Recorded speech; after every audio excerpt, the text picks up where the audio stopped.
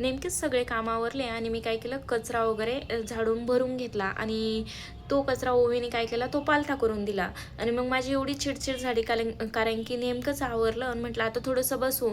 तर तिने लगेच दुसरं काम करून घेतलं आणि मग मी रागाच्या भरात तिला एक चापट ठेवून दिली. आणि ती चापट म्हणजे राग होता मला आणि त्यामुळे तिला लागली, म्हणजे असं जास्त लागावं म्हणून मी काही तिला मारलं नाही, पण असं मारलं आणि तिच्या इथे गालावर थोडासा ओळ उमटला. आणि मग ती इतकी रडी आणि तिचे पप्पा घरी होते ना, मग त्यांच्या गळ्यात जाऊन पडले आणि त्यांना सांगितलं की मम्मीने मला मारलं. आणि त्यानंतर ते इथं थोडंसं वळ दिसला त्यांना. मग त्यांना इतका राग आला की ती लहान आहे म्हणून तिला मारायचं, तिला का म्हणजे तिला काही करता येत नाही म्हणून आपण तिला मारायचं का, असं तसं. आणि त्यांनी असा हात मला मारला जोरात, तिला का मारलं म्हणून. आणि ते पाहिलं, तिला इतकं वाईट वाटलं. ती इतकी रडत होती तरी शांत बसली. आणि तिथंच एक चप्पल पडेल होती बाजूला, ती चप्पल घेतली आणि तिच्या पप्पाला उगारली, कारण की तू मम्मीला का बरं मारलं. म्हणजे आपला जेवढा जीव त्यांच्यात राहतो का, त्यांचा कितीतरी पटीने आपल्यात जीव राहतो. त्यांना आपल्याशिवाय कोणीच नसतं ना, ऑप्शन काहीच नसतं.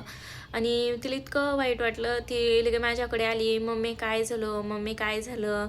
आणि लगेच मनाने सॉरी सॉरी. मला इतकं वाईट वाटलं, इतकं रिग्रेट वाटलं की म्हणजे आपण तिला मारलं. आपल्याला काहीतरी वाटायला पाहिजे. तर ती स्वतः माझ्याकडे आली, मला म्हणजे 2च वर्षाची तरीसुद्धा इतकं समजूतदारपणा, इतकं खरंच मला इतकं वाईट वाटलं. माझ्यावरच म्हणजे असं झालं की अरे आपण का बरं मारलं असं.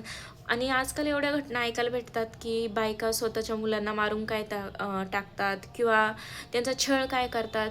म्हणजे त्यांच्यात आणि माझ्यात मला असं वाटलं की मी सुद्धा त्यांच्यासारखंच तिला फटके दिले ना. मला इतकं वाईट वाटलं, कारण की आपल्याशिवाय त्यांना कोणीच नसतं. त्यामुळं लेकरावर हात उगारताना किंवा त्यांना मारताना विचार करा. आपण जरी त्यांना मारलं तर ते शेवटी आपल्या गळ्यात येऊन पडतात, आपल्याकडेच येतात, आपल्याच गळ्यात पडतात. त्यांना काहीच नसतं, कारण की कुठे जाणार ना, काही ऑप्शनच नसतो. त्यामुळं विचार करा, लेकरांना मारू नका. मला खरंच आज एवढं वाईट वाटलं.